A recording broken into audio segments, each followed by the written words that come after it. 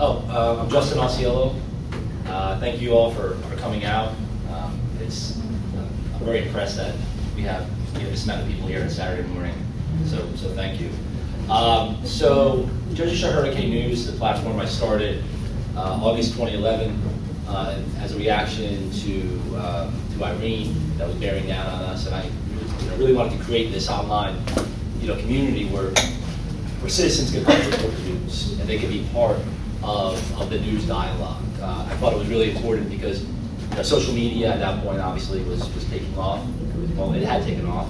A lot of people have smartphones, so you really had the ability to communicate with others and also be informed in real time. So that's a little brief introduction about me. Do you want to? Sure. I'm Tracey Samuelson. I'm a reporter with WHYY and NewsWorks.org. And for basically since April, I've been covering Hurricane Sandy rebuilding along the shore pretty much exclusively.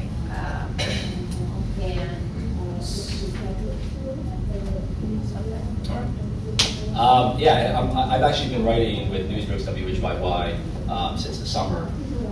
It's given me an opportunity to write more long-form stories. Hurricane news is more obviously bursts of information, quick bursts of information. So I just want to start off by asking everybody, how do you define like very quickly, how do you define community and being a citizen? Anyone?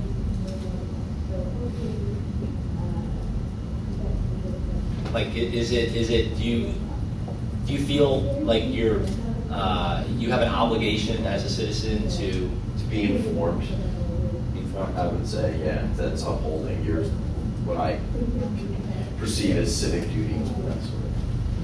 I mean, is that something that you agree with? To make informed decisions. That's basically to be, if you're going to be doing something, to at least know something about it, as opposed to just starting.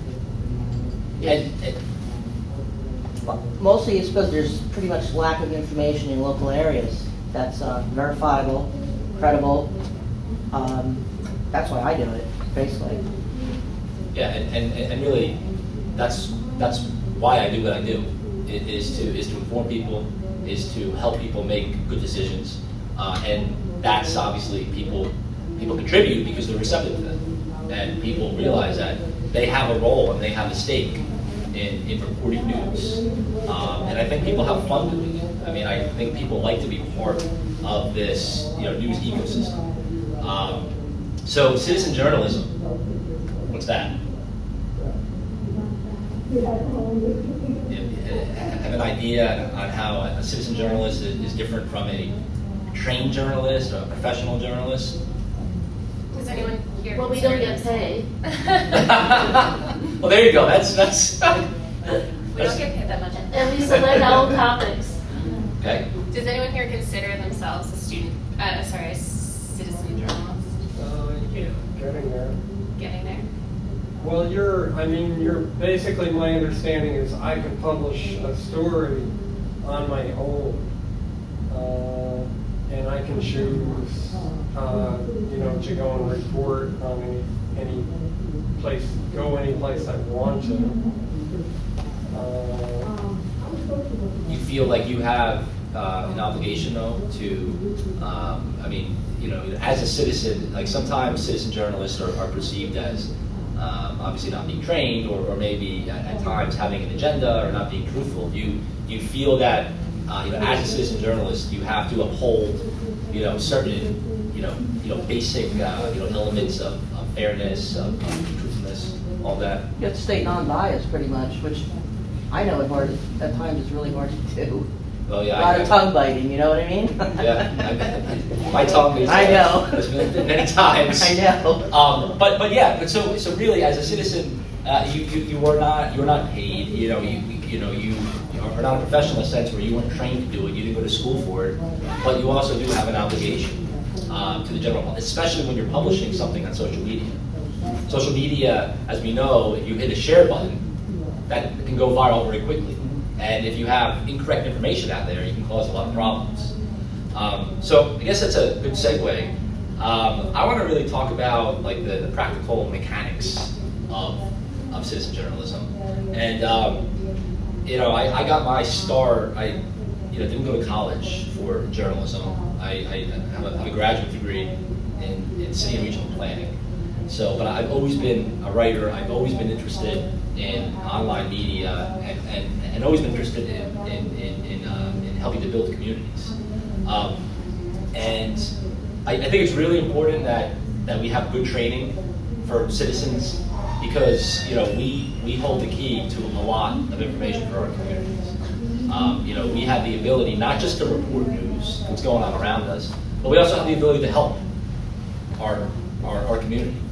And you may not realize it, but by reporting, especially a breaking news event that's going on around, you're helping your community to be informed and to make better decisions. So if you have a smartphone, you can report the news. And this right here, and technology in general, has democratized media. Media is no longer held by a small group of publishers. Media is now everywhere. Media is us. We are media.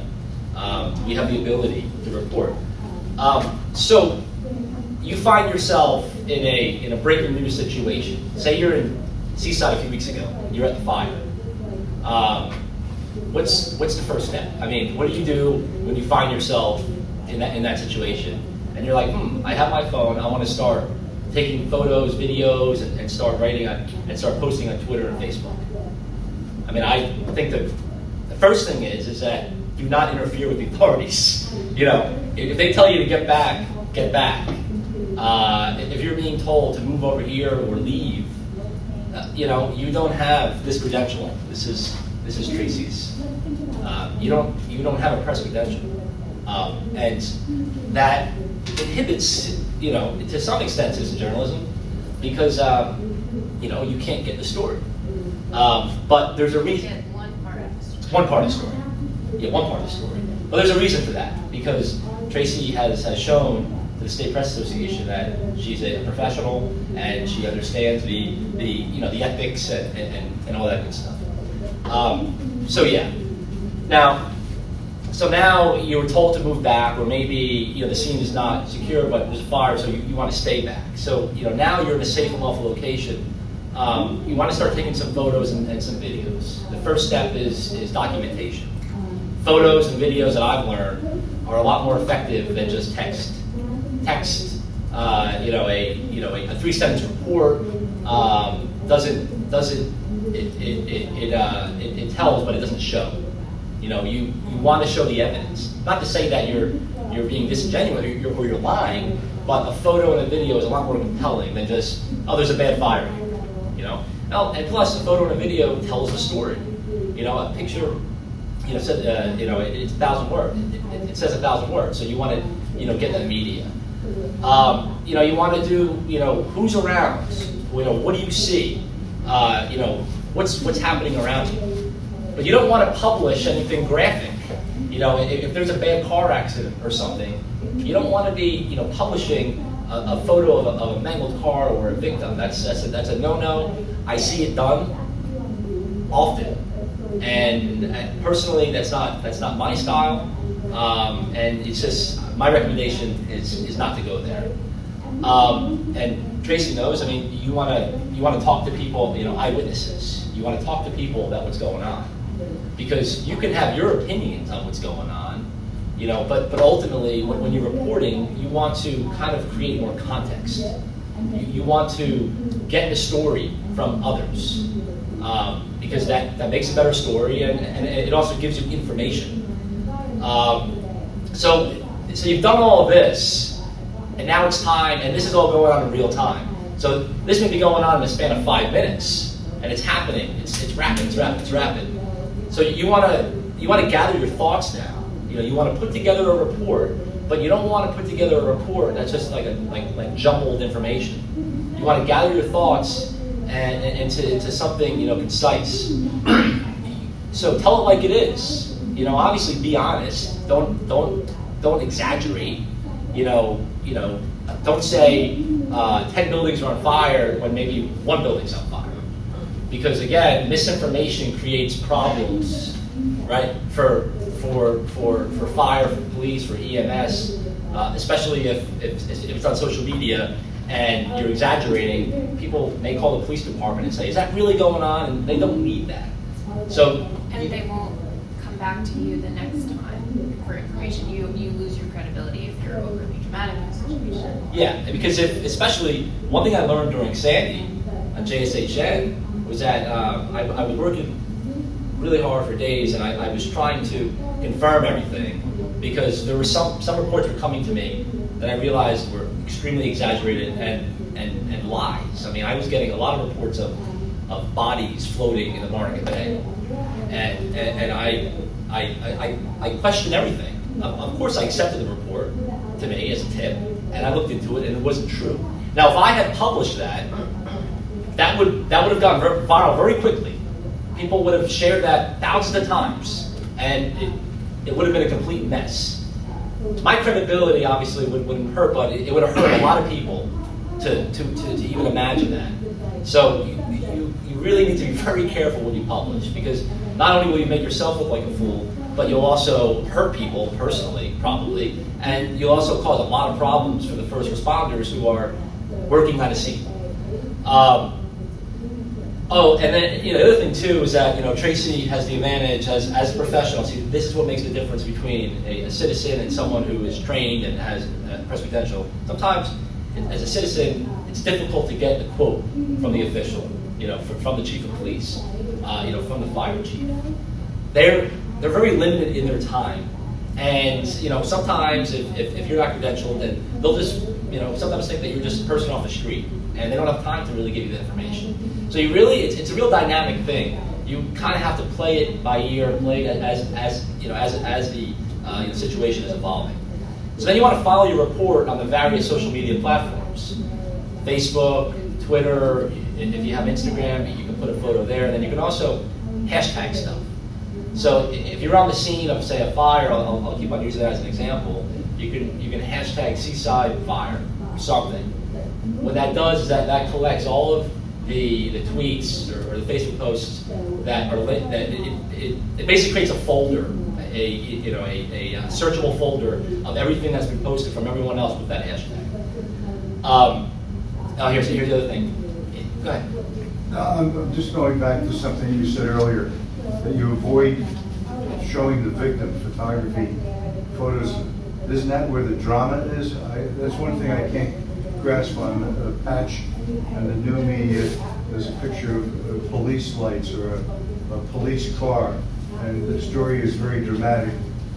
Why avoid the drama of a rescue, of a person being carried down by firemen? Well, see, that's a very it's a great question.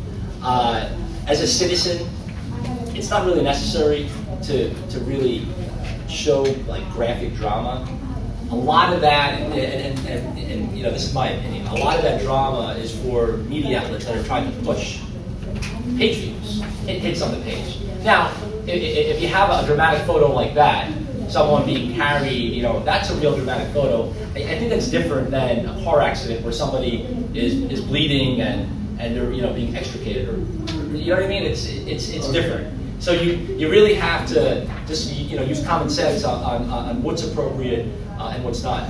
I mean, I got a photo at the Seaside Boardwalk fire, a really dramatic photo of a fireman running and a ball of fire coming out of course. And media outlets picked up on that, and and they really liked that photo. And see, that right there is that is drama. That sells. That's something that's really engaging. So that is totally appropriate because you're capturing the moment. But again, there's a fine line between being overly graphic and being graphic, I guess you could say.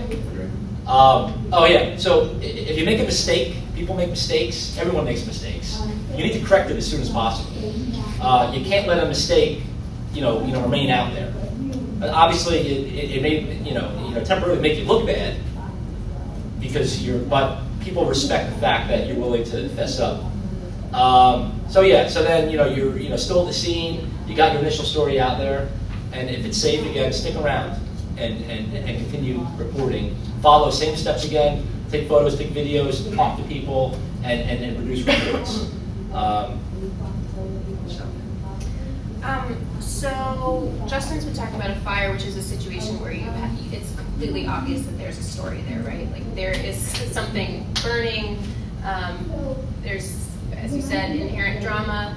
I think, especially if you are starting out in the process, considering whether or not this is something for you, you need to figure out what you're interested in reporting on, what platform you want to work with. Do you want to set up a blog on WordPress or one of the other blogging sites?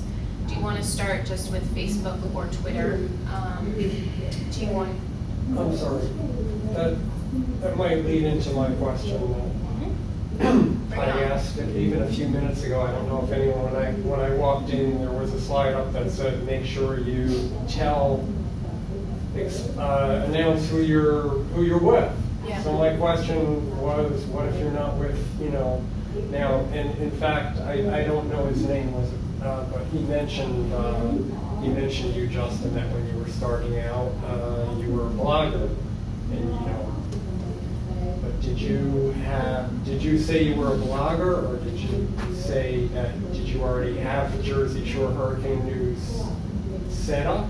And I forgot, is that a blog or just a Facebook? It's on, yeah, it's at this point, it's on social media. And sometimes people don't take it seriously, especially officials.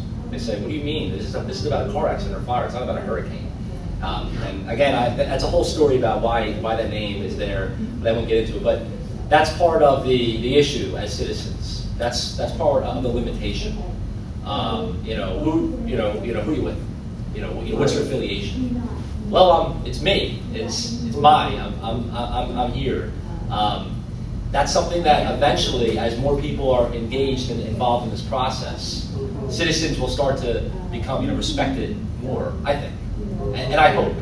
And it is I think that is exactly why someone will set up a blog and give the blog a name, so that they can be Dave with so-and-so. Because it's just easy. And even then, like, you will have some, press representatives, the governor's office or whatever department that you're trying to access information from.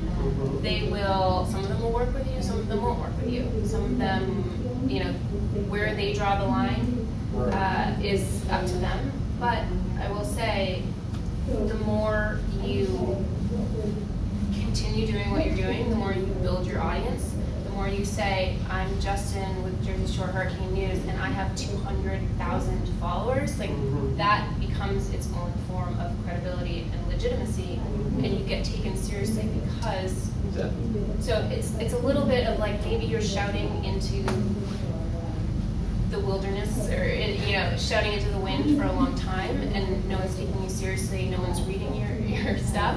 But if you keep doing it and establish yourself as someone who is aggressive, fair, consistent, and that's a little bit why I say choose an area of interest, right? Because if you're trying to cover everything, you're spreading yourself too thin.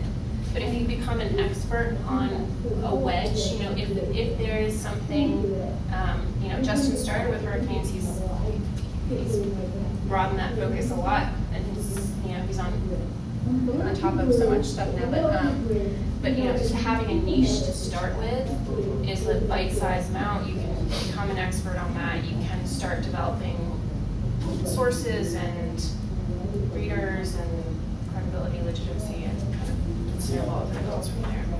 Yeah, and what Tracey said is so critical. You need to start somewhere. I mean, you have to create something that has a name.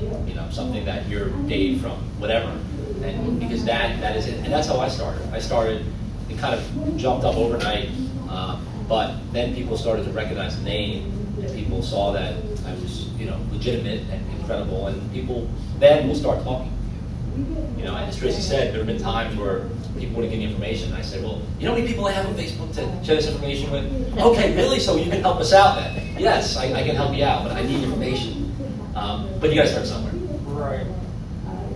And if they don't give you information, you're like, oh, well, that's interesting. I think my 200,000 followers on Facebook will be very interested to know that you don't want to share that information. Do you want to explain to me why you don't think that that's something that we should have access to, you know,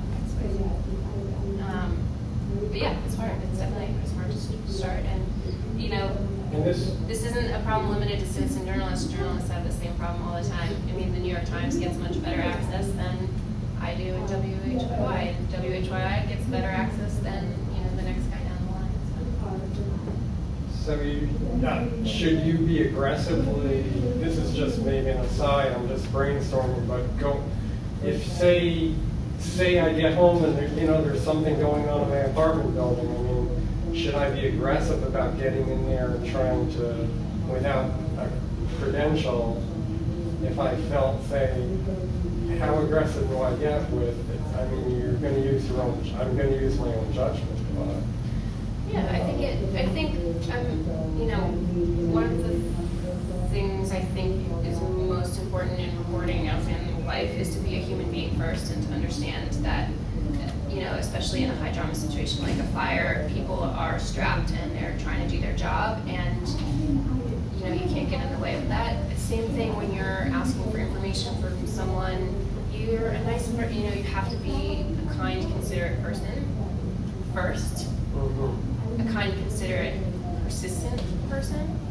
And you know, I think you build on I think your baseline is persistence, and that depending on how important it is that you get the information that you're wanting, you kind of escalate the muscle behind it as you go on. But I mean, nobody, I can say pretty confidently that unless it's a really quick and easy question, nobody gives me the information I want on the first phone call, or generally the first email. The first phone call usually goes, "Hi, it's Tracey from WHYY. I have a question about the number of building permits that you guys have issued since the storm and how that compares with last year." "Okay, thanks. Can you submit that in writing? Send it to me in an email form." "Okay, sure."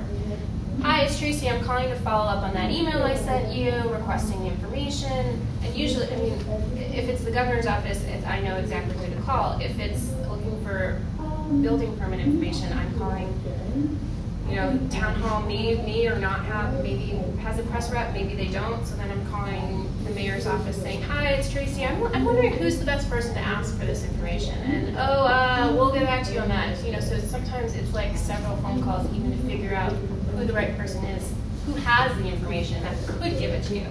And it's asking for that. Then that person's usually checking to make sure, is it okay for me to give her that information? Can I even talk to her? You know, it's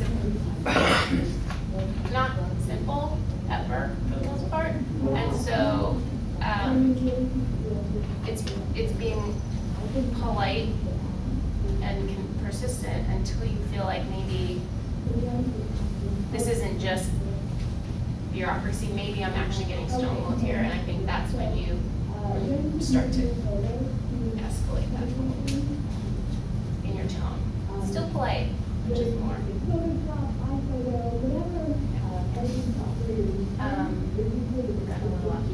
Does anyone else have any questions before we can? Is there anyone who has a specific project that they came here with this morning that they were looking for advice or feedback on? How to start it, how to push it forward? I write the newsletter for the league, for our local league in the Red Bank. It's a Red Bank area, there's 20,000 people that's in our area. So I'm just trying to get some information as to what we should cover and maybe expand it to. Right now it's a paper copy, and we email, PDF copy to our members, and we put them in new libraries and other public spaces. So. And what is? Do you have a? And I'm just wondering if we should expand it into blogs. And our information is a lot of it's second source, I guess. It's from the New Jersey website, the League of Women Voters, and the national website, and some of the events that we cover, we go to. And it's really hard to get members to write about anything that they come to. Yeah. And you know, they just write one paragraph and I had to try to expand a little bit. Yeah. Without rewriting.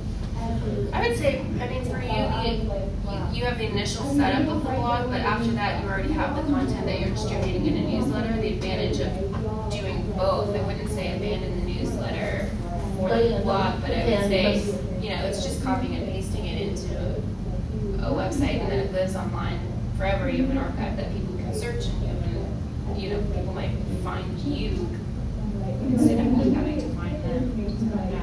Yeah, I think that's critical to have that information online, because it you know, it is an archive. People search Google, you know, maybe they'll, you know, not searching for you, but they'll stumble upon, and they're like, oh wow, this is interesting. Maybe you'll get more, you know, members. Right. That's what I hear. Yeah, and I you know, there's certainly you know, ways to get people to, I'm sorry, to actually write more. You know, when they cover an event, so you don't have to do the extra work. You know, encourage them. Say, you know, you're a member of this organization. We want to expand. We want to grow. We want to get more people. So encourage them to kind of do, you know, a bit more, because it's just going to make the organization that much stronger.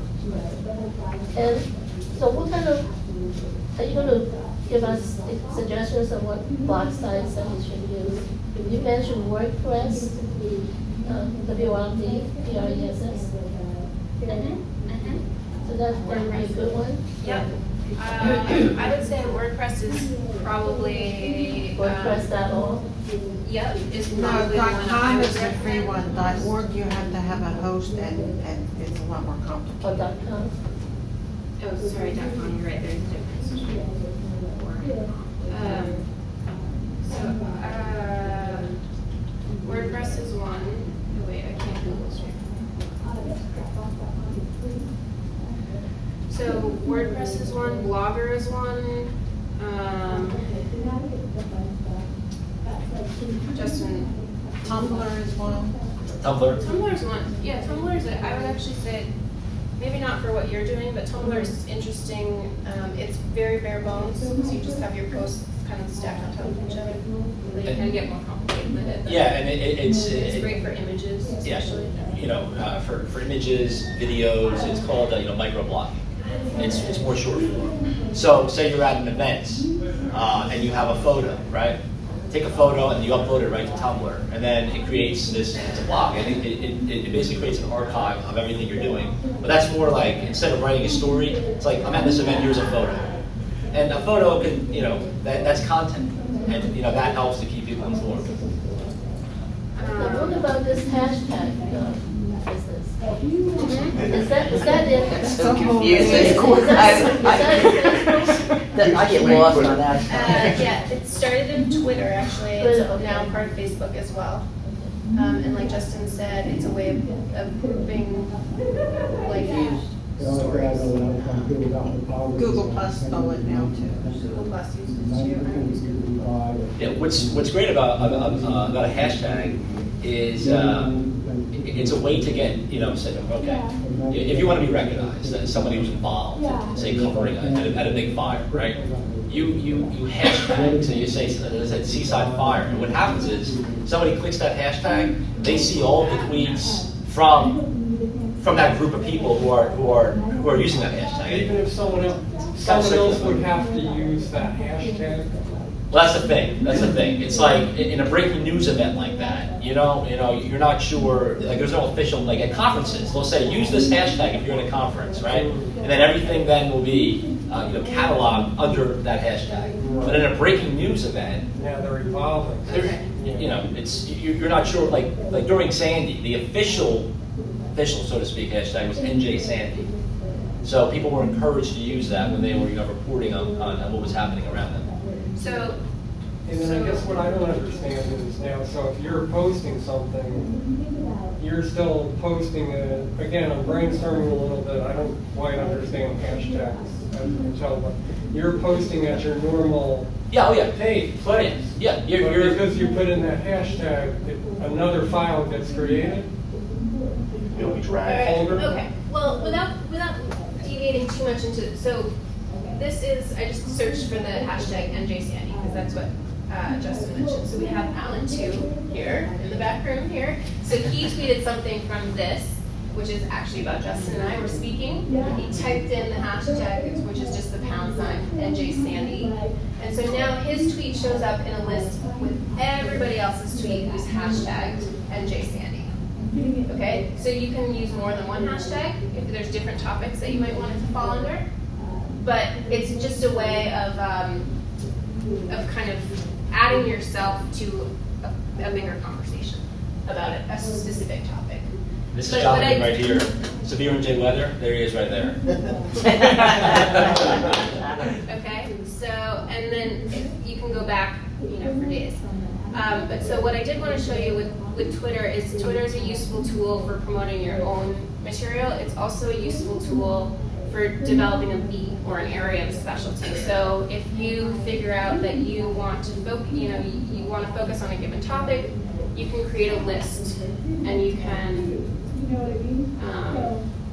So this is my account that I'm logged into right now.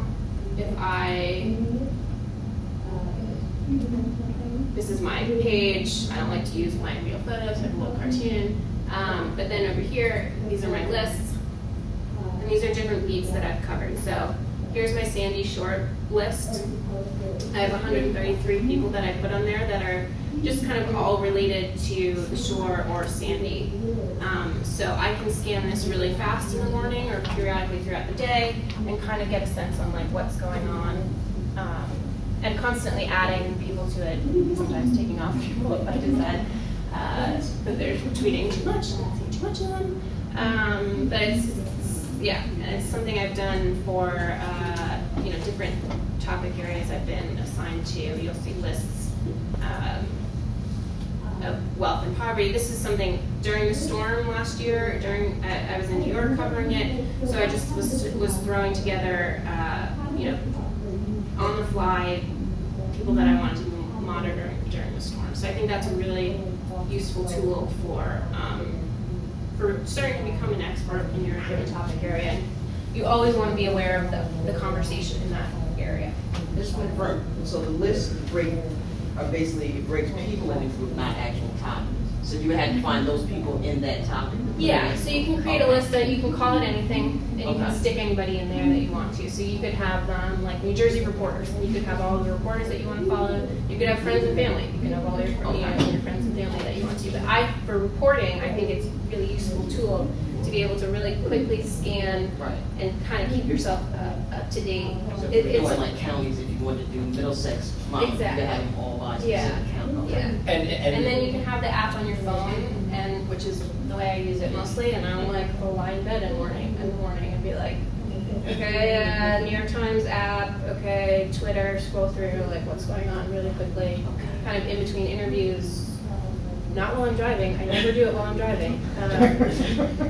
Checking in to see what's going on. And what's great about people like Tracey who have created these lists is that you don't really have to do the work yourself. You stumble upon Tracey. Oh, she has a list. Okay. You can follow my list. So you can follow her list. So it's not something that she's done all the hard work. Just use her work product for yourself. That's the way to do it.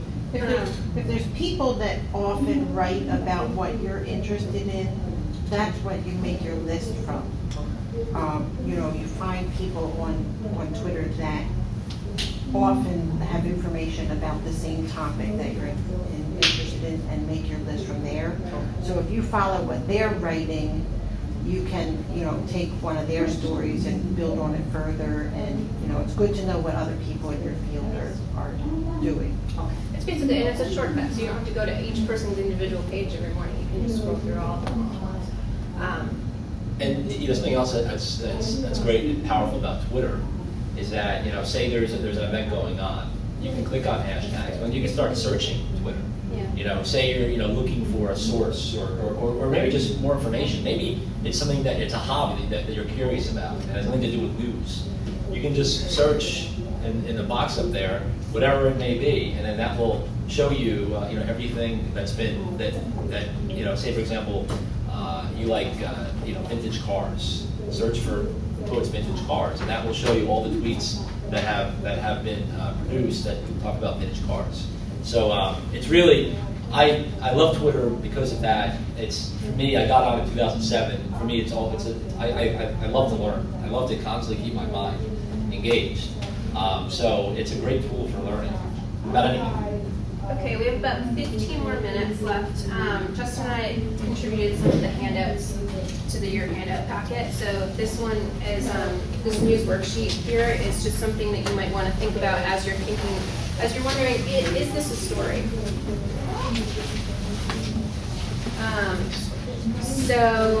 It's something that you can kind of look through, check each one of those fields. Do I have everything in this field?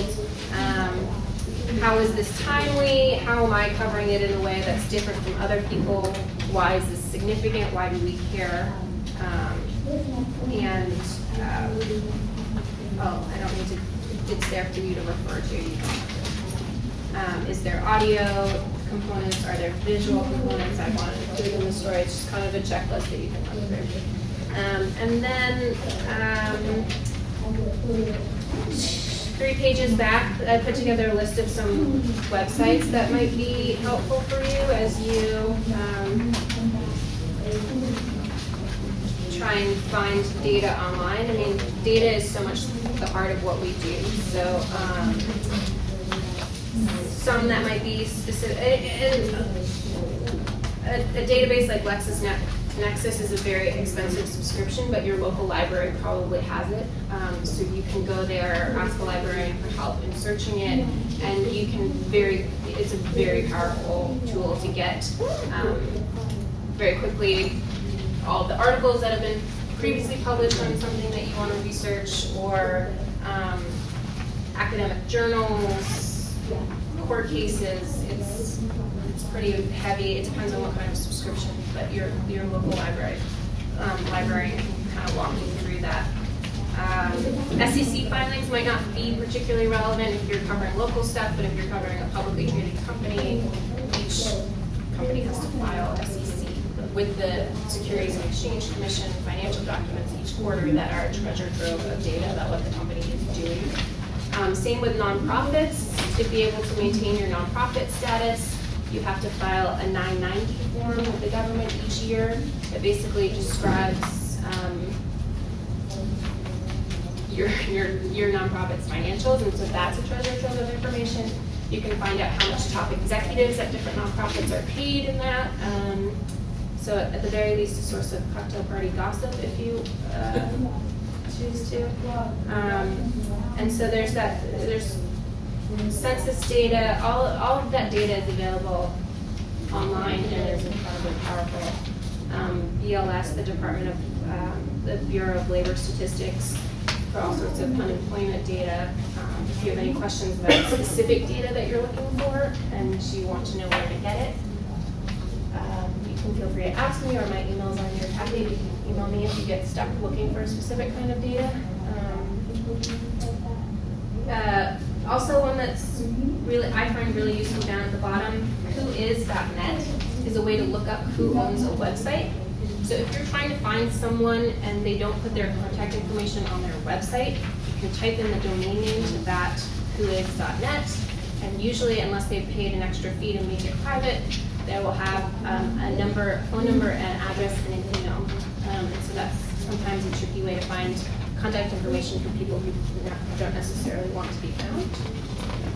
And then another really powerful, so we've talked about the power of the smartphone as a reporting tool. And so this is my kit that I take with me on pretty much every reporting assignment. Recorder, camera, a microphone for close-up interviews, a microphone for gathering ambient sound, a windscreen. But this is by far the most helpful tool for breaking news. The iPhone, which I'm more familiar with than Android, comes with a app pre-installed. It's called Voice Memo. I think its original function is so you can jot down notes to yourself, but it is very helpful as a tool. You can put it on the table as long as you and your interviewee are close enough to it, you know, I can put it here and it will pick up both of us, not in broadcast quality sound, but that you can take notes from or transcribe accurate quotes from later. Or for that seaside fire that Justin mentioned, I was using this as a recorder to record interviews with people and send them and then email them to the station because it was such a quick turnaround. And if you're close enough, if you hold the microphone, Greg, sorry to get in face with you. That's quite all right. The phone goes like this. If you take the bottom side, which is where you would speak into, turn it upright, and hold it underneath your chin or a little bit to the side. You can record, and it's good enough for broadcast on. I wouldn't use it all the time, but When are you flipping it over? so you speak into the phone like this. The microphone is at the bottom of the phone. You're on So- a phone call. That's for a phone call. If I want to record with you right now, I would turn it so that the microphone is facing your mouth, right? I don't want the microphone facing me. I want it facing you. So I just put the bottom of it facing towards you, and you can tell me what you had for breakfast this morning. Yep, so happy to be here. I'm gonna have some breakfast right now. Okay. Are you a cream cheese person, a flavored cream cheese, or I had a? about half a gallon of soy milk. Oh wow, that's quite a substantial amount. Okay. So stop. You can see if when it's recording, it makes little sound waves here. I'm gonna hit done. It'll ask me to name it. I'm not gonna name it right now. And you can play it back.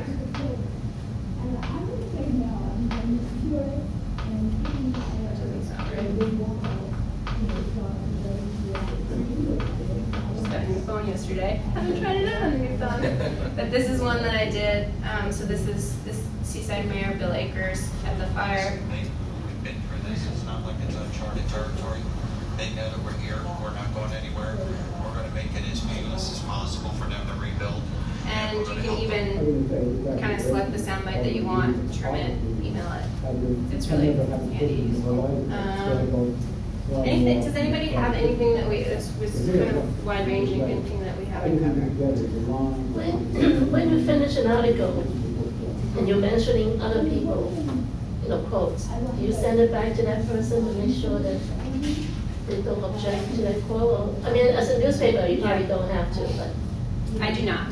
No. Yeah, but as the citizen. But I do always make it very clear that I'm a reporter, Right. that what we're talking about is on the record. I kind of hate that phrase because even now my dad would be like, hey, this is off the record, right? I'm like, Dad. Yeah, but make sure that they know that they're being interviewed for publication, and making sure, I make sure that with myself that their quote is accurate. But no, especially if it's anything contentious, I don't send it back to them. Give them the opportunity to retract it because they will. They will. Yeah.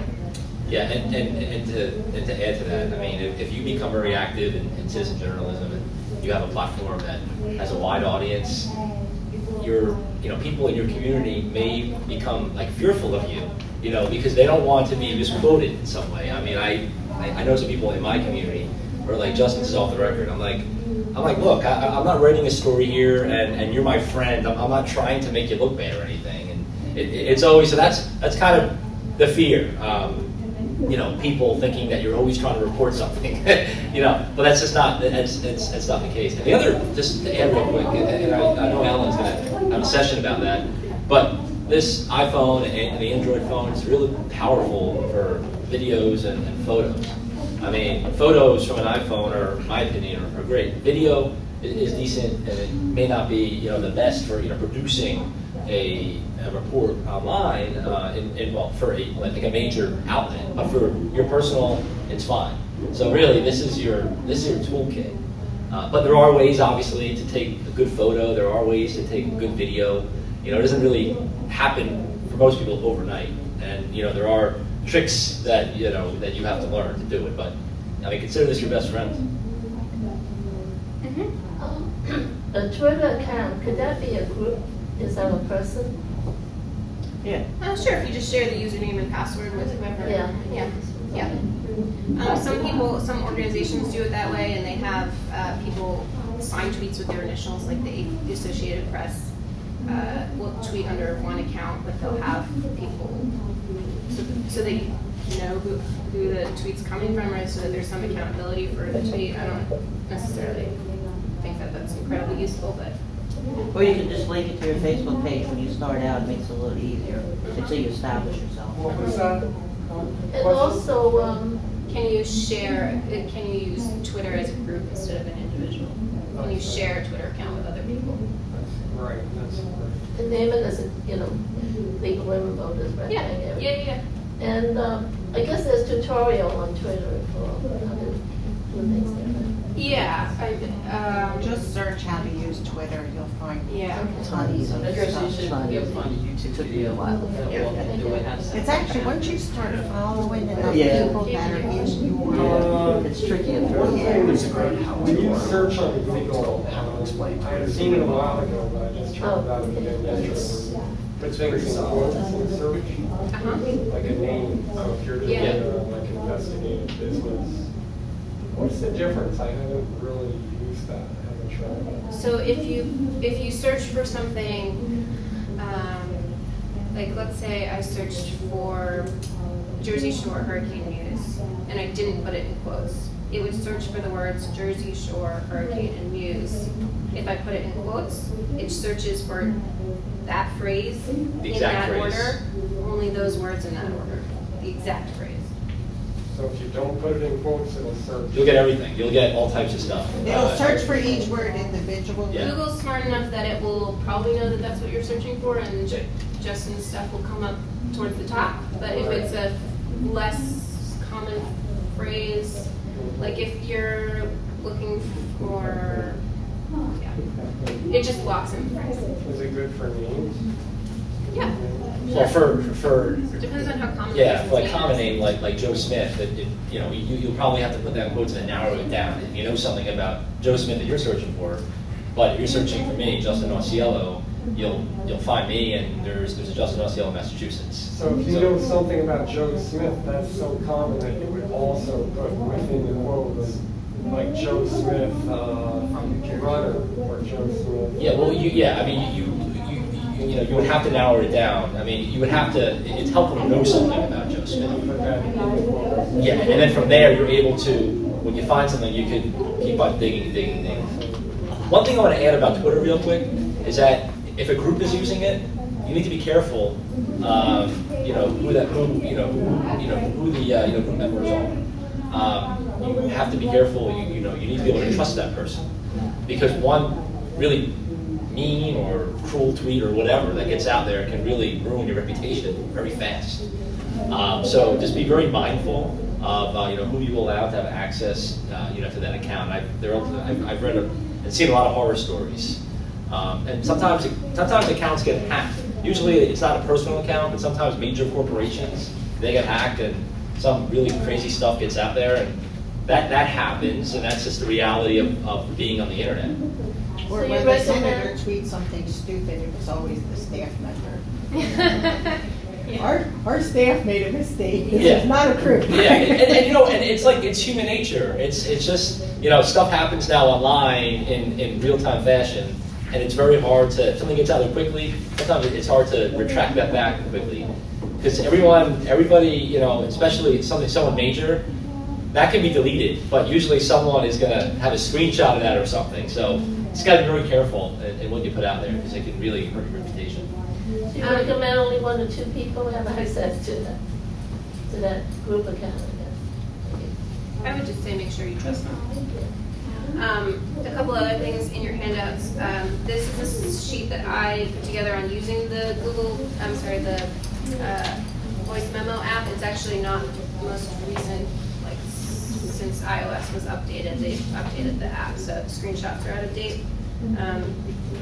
But the directions are kind of functionally the same, except that this is a tutorial for someone who's talking on the phone and using the voice memo app at the same time, so just ignore the phone part. And then also in your handouts is some interviewing tips to think about. This is especially directed for broadcast interviews. And so things like, if you are recording the interview and you do think that you will use the audio file, our tendency is to agree with people and to encourage them by saying, yep, sure. Oh yeah, interesting, huh? If you're doing that, you're talking over the person on your audio file and you're making your face useful. But you want to pay attention to a little bit more of how people are saying things, the emotion that they're communicating when you're recording for radio, as opposed to just the information that they're conveying as well. So how to get people to kind of open up and share stories and emotions. This is you can read this, it's a good summary for that. Anything else? Any questions? Your equipment there, I've never seen a wind. It's a wind screen. Yeah, it just helps wind. Makes your interviews, exactly, unusable. So this isn't even a very fancy one. This is a pretty cheap one. Oh, but it just goes over the mic, and you fluff it up, make it. Yeah. And you also can try and put your body, figure out which way the wind's coming from. Try and put your body to block it and hold the microphone there. Or if the person you're interviewing is bigger than you are, you turn that. So you have a few different recording devices.